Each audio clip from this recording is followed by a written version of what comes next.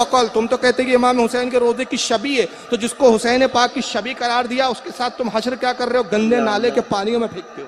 میں بھی ویڈیو دکھاؤں گا، میں بغیر دلیل کے نہیں بول رہا ہوں۔ گندے نالے کے پانی میں پھینکتے ہو۔ تو یہ تعزیہ ہمارے نزدیک ہرگز جائز نہیں۔ اس کو ایک لفظ میں اگر میں کہوں تو مروجہ جو آج کا تعزیہ ہے وہ شریعت میں ناجائز و حرام ہے۔ السلام علیکم ورحمۃ اللہ تعالیٰ وبرکاتہ۔ ناظرین، مجھے امید ہے کہ آپ سب خیریت سے ہوں گے۔ جیسا کہ آپ سب کو معلوم ہے کہ محرم کا چاند نظر آنے والا ہے۔ محرم کا چاند نظر آتے ہی کچھ لوگ تعزیہ بنانا شروع کر دیتے ہیں اور پھر 10 محرم کو تعزیہ رکھتے ہیں۔ اس ویڈیو میں آج ہم جانیں گے کہ تعزیہ رکھنا جائز ہے یا نہیں، تعزیہ کس طریقے سے رکھ سکتے ہیں اور کس طریقے سے نہیں رکھ سکتے ہیں، اور تعزیہ کی شروعات کب سے ہوئی اور سب سے پہلے وہ کون سا بادشاہ تھا جس نے اس کی شروعات کی۔ آئیے اس کی جانکاری اس ویڈیو میں حاصل کرتے ہیں، جو کہ مولانا فاروق رضوی صاحب قبلہ نے بہت ہی اچھے انداز میں بیان کیا۔ آپ بھی سنیں اور اپنے سبھی دوستوں کے ساتھ بھی شیئر کریں۔ تعزیے کی ایجاد کب ہوئی؟ تاریخ سن لو، جو بہت تعزیہ کر رہے ہیں ہمارے یہاں کے آج کے جہلا کو سنی کے لانے والے۔ اس کی ایجاد ہوئی تیمور لنگ بادشاہ سے۔ تیمور لنگ بادشاہ نے تعزیے کی ایجاد کی، اور تیمور لنگ پیدا کب ہوا؟ 1336 عیسوی میں، اور اس کی موت ہوئی 1405 عیسوی میں۔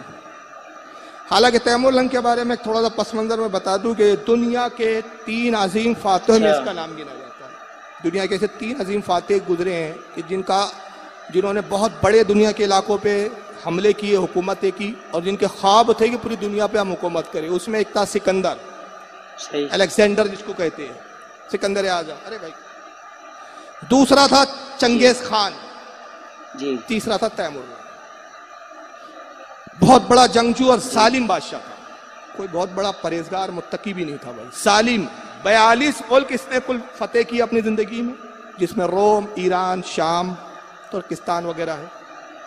یہ پوری جنگوں میں اس کے ہاتھوں جو مارے گئے نا لوگ، یہ صرف ملک کو قبضہ کرنے کے لیے جو اتنے جنگیں کی، تو مورخین نے اس کا جو شمار کر کے بتایا وہ ہے 1,70,00,000، یعنی 1,70,00,000 لوگوں کا قاتل ہے یہ شخص تیمور لنگ۔ ایک پیر سے لنگڑا تھا، اس لیے اس کو لنگ بولتے، لنگ یعنی لنگڑا، تیمور لنگ، ظالم بادشاہ۔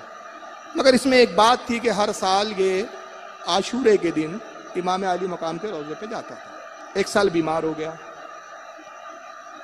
اور جب بیمار ہوا تو رونے لگا کہ بھائی اس سال میں امام حسین کے روزے پہ نہیں جا پاؤں گا۔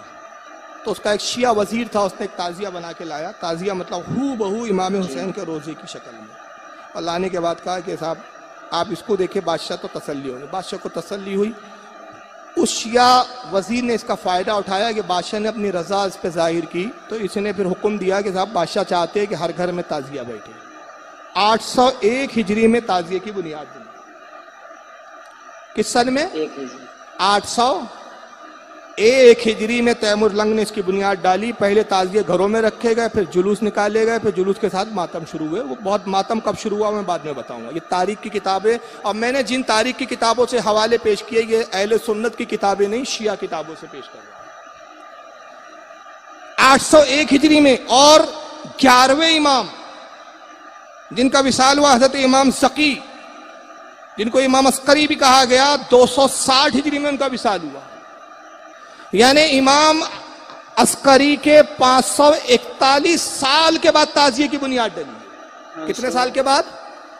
541 سال کے بعد۔ بتائیے، جو امام کے انتقال کے 541 سال کے بعد جس چیز کی بنیاد ڈلی، تو وہ مذہب کا ایسا کون سا حصہ ہو سکتا ہے کہ آج جاہل، خادم و مجاور کہتے جو تعزیے نہیں نکالتے وہ غدار حسین ہے، وہ غدار اہل بیت ہے۔ محبت اہل بیت کے لیے تعزیے سے کیا تعلق اس کا؟ 541 سال کے بعد تو تم نے تعزیہ نکالا۔ اور امام حسین کی شہادت سے اگر گنے آپ، تو امام حسین کی 61 ہجری میں شہادت ہوئی، اور 801 ہجری میں تعزیہ، پہلا تعزیہ بنایا جاتا ہے، تو کل ہوتا ہے 740 سال کے بعد تعزیے کا وجود ہوتا ہے۔ کتنے سال کے بعد؟ 740 سال کے بعد۔ یہ ہے تعزیے کی حیثیت۔ لیکن اس کے باوجود بھی ہم اعلیٰ حضرت کے پابند ہیں، ان کے مسلک کے، تو ہمارے یہاں تعزیے کو لے کر بھی ایک اعتدال ہے۔ میں واضح کر دوں کہ یہ بات ریکارڈ ہو رہی ہے۔ اعلیٰ حضرت نے ایک رسالہ لکھا جس کا نام ہے رسالہ تعزیہ داری، اور اس میں اعلیٰ حضرت نے فرمایا کہ ہمارے نزدیک اتنی حد تک ताज़िया जायज़ है, इतनी हद तक। और एक और किताब लिखी आला हज़रत ने जिसका नाम है बदरुल अनवार फी आदाबिल आसार, ये हिंदी में भी मैंने तर्जुमा की थी एक ज़माने में। बदरुल अनवार फी आदाबिल आसार में भी आला हज़रत बयान फरमाते हैं कि हमारे नज़दीक इतनी हद तक ताज़िया जायज़ है कि हू बहू इमाम हुसैन के रोज़े की तरह हो, जैसे इमाम हुसैन का रोज़ा, और उसको घर में महफूज जगह रखें, ऐसे ही जैसे कि टुकड़े रखे जाते हैं, काबा का टुकड़ा, काबे की तस्वीर, मदीने की तस्वीर, बुजुर्गान दीन के गुंबदों की तस्वीर, तो उसी हद में उसी हैसियत से वो जायज़ है कि उसको इस नीयत से रखे कि उसको भाई देखे तो इमाम हुसैन की याद आए, इमाम हुसैन का तस्करा करे, इमाम हुसैन का तसव्वुर आए, तो जायज़ है। मगर वो ताज़िया जो अपने अंदाज में अपनी सोच से मन घड़त बनाए जाते हैं, लंबे लंबे तरह के तार काटने पड़ रहे हैं, सड़कों पे घुमाया जा रहा है, मातम साथ में हो रहा है, उसके साथ भी ढोल बाजे, मेले भर रहे हैं, पप्पड़ भजिए की दुकानें चल रही है, बेपर्दा औरतें लिपस्टिक पाउडर लगा के औरतें सज धज के ताजिए के साथ सैर सपाटे चल रहे हैं, और फिर ताजिए के साथ जो बेहुरमती कर रहे हो, तुम्हारे बकौल तुम तो कहते कि इमाम हुसैन के रोजे की शबी है, तो जिसको हुसैन पाक की शबी करार दिया उसके साथ तुम हश्र क्या कर रहे हो, गंदे नाले के पानियों में फेंकते हो। मैं भी वीडियो दिखाऊंगा, मैं बगैर दलील के नहीं बोल रहा हूँ, गंदे नाले के पानी में फेंकते हो। तो ये ताज़िया हमारे नजदीक हरगिज़ जायज़ नहीं। उसको एक लफ्ज़ में अगर मैं कहूँ तो मुरवज्जा जो आज का ताज़िया है वो शरीयत में नाजायज़ व हराम है। हम इस ताज़िए के कायल नहीं। नाज़रीन, मुझे उम्मीद है कि इस छोटी सी क्लिप को आपने पूरा बगौर समात किया और जाना कि ताज़ियादारी किस हद तक जायज़ है और किस हद तक नाजायज़ है, और इसका शरीयत से कोई ताल्लुक़ है या नहीं। हुज़ूर आला हज़रत इमाम अहमद रज़ा ख़ान फ़ाज़िल बरेलवी रहमतुल्लाह अलैह इस ताल्लुक़ से क्या कुछ इरशाद फरमाते, आपने भी इस वीडियो में जाना और समझा। और ताज़िया की शुरुआत कब से हुई, इसका पस मंज़र क्या था, आपने भी इस वीडियो में समात किया और जाना। करें इसी तरह की वीडियो हासिल करने के लिए अभी हमारे चैनल को सब्सक्राइब करें और साथ ही में बेल आइकन को दबाना ना भूलें, ताकि हमारी हर आने वाली वीडियो को देख सके सबसे पहले।